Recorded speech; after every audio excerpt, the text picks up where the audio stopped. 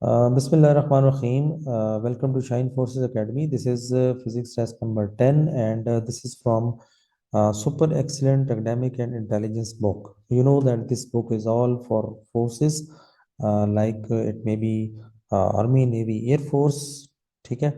और कोई भी ASF का टेस्ट है, कोई भी कम्पिटिटिव एग्जाम है, आपका सिविल सर्विसेज का है, जहाँ पे फिजिक्स इन्वॉल्व है, तो ये क्वेश्चंस बहुत ही इंपॉर्टेंट है, ठीक है. तो हम चलते हैं अपने पहले क्वेश्चंस की तरफ, ठीक है. The magnetic lines of force can pass from air. Air से आसानी से गुजर सकती हैं इजीली, बनिस्बतन किसके? आयरन के, ठीक है. तो आयरन से इतनी आसानी से नहीं गुजरती. करंट को मेजर करने के लिए एम मीटर को हम कनेक्ट करते हैं किसके साथ? ठीक है, तो एम मीटर को हम हमेशा उस वक्त सीरीज में कनेक्ट करते हैं, ठीक है. ओके. एक ओमेगा ओम जो है, 1 ओमेगा ओम जो है रेजिस्टेंस, ये कितने ओम के बराबर होता है? तो ये होता है जनाब 10⁻⁻6, ठीक है. ओके जी, नेक्स्ट है the non conducting materials have less number of. जो नॉन कंडक्टिंग मटेरियल होता है उसमें क्या चीज़ें कम होती हैं, ठीक है. तो इस less number of free electrons इसमें कम होते हैं, ठीक है. 1 माइल एम्पियर, 1 माइल एम्पियर जो है वो कितने एम्पियर के बराबर होता है? तो ये होता है 10⁻⁻3, ठीक है. उसके बाद है the magnetic line of force do not. Magnetic line of force जो है ये आपस में क्या नहीं करती, ठीक है. तो वो ध्यान रखें, एक दूसरे के साथ कभी नहीं मिलती, तो इसलिए हम कहते हैं वो इंटरसेक्ट नहीं करती हैं एक दूसरे के साथ कभी भी. कौन सी चीज़ है जो कि न्यूक्लियस के गिर्द घूमती है अपने ऑर्बिट में, ठीक है? तो इसको हम क्या कहते हैं? इलेक्ट्रॉन्स, क्योंकि इलेक्ट्रॉन ही जो है वो न्यूक्लियस के गिर्द अपने मदार में घूमते हैं. द लाइटेस्ट पार्टिकल, एटम में जो हल्के से हल्का, ठीक है, जो पार्टिकल होता है, तो उसको हम इलेक्ट्रॉन्स कहते हैं. ओके जी. कूलम्स लॉ में के की वैल्यू क्या होती है? कूलम्स लॉ में के की वैल्यू होती है 9 × 10⁻⁹ न्यूटन, ठीक है जी. ओके जी, नेक्स्ट चलते हैं जनाब.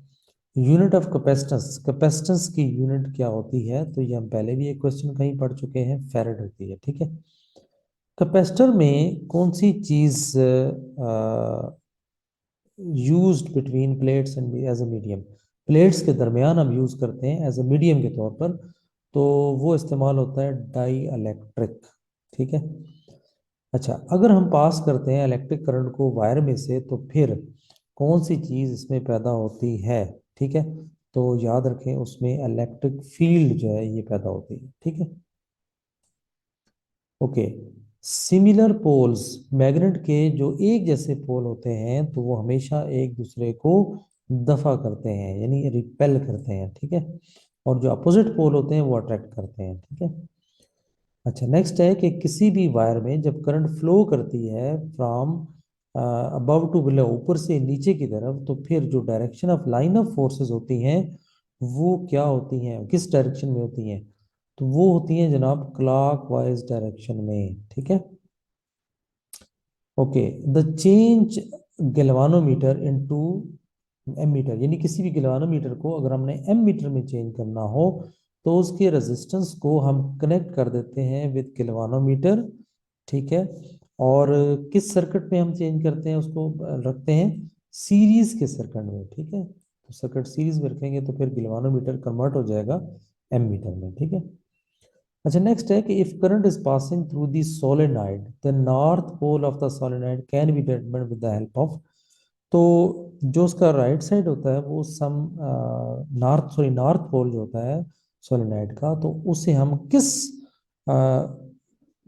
किस चीज से हम मालूम कर सकते हैं, ठीक है? तो वो हम राइट हैंड से मालूम कर सकते हैं, ठीक है.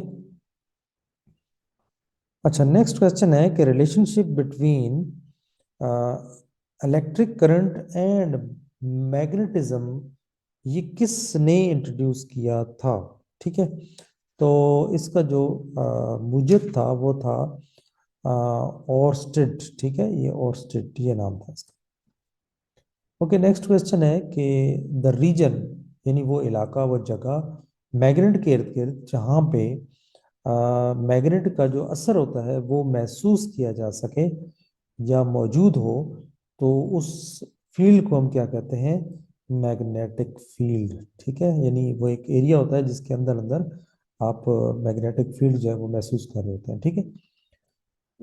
नेक्स्ट है the electrons present in a very last orbit of an atom. ठीक है, एटम के बिल्कुल लास्ट वाले एटम में, तो उनको हम क्या कहते हैं? तो उसको हम वैलेंस कहते हैं। ठीक। नेक्स्ट है कि डेंसिटी जो है ये किस चीज पर डिपेंड करती है? तो बॉडी की जो डेंसिटी होती है ये डिपेंड कर रही होती है आपकी मास पे। ठीक है, तो यहाँ पे मास आ जाए। सेंट्रीपिटल फोर्स जो है ये हमेशा डायरेक्टली प्रोपोर्शनल होती है किस चीज के? ये होती है जनाब मास के। ठीक है, तो मास बढ़ाते जाएंगे तो सेंट्रीपिटल फोर्स भी बढ़ती जाएगी, उतना आपको और जोर लगाना पड़ेगा। ठीक है।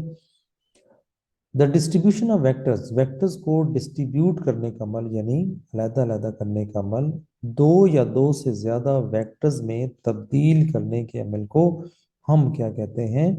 Resolution of vectors. ठीक है, रिजोल्व कर देते हैं हमको। अच्छा, वेक्टर को ऐड करने के लिए हम क्या चीजें जहन में रखते हैं?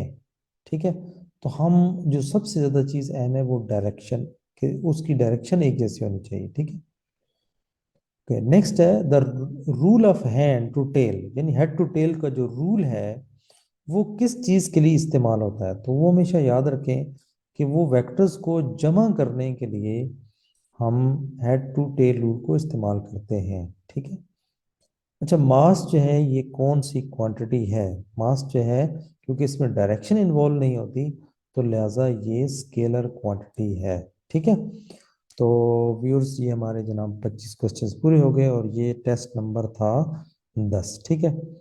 तो इंशाल्लाह नेक्स्ट वीडियो में इंशाल्लाह बाकी भी मैं इसके करा दूंगा। इसके कोई स्पेशल टेस्ट हैं। ठीक है, और स्पेशल टेस्ट का मतलब होता है कि जो रिसेंटली, मतलब बिल्कुल पास्ट ईयर में जो आए होते हैं वो है। ठीक है।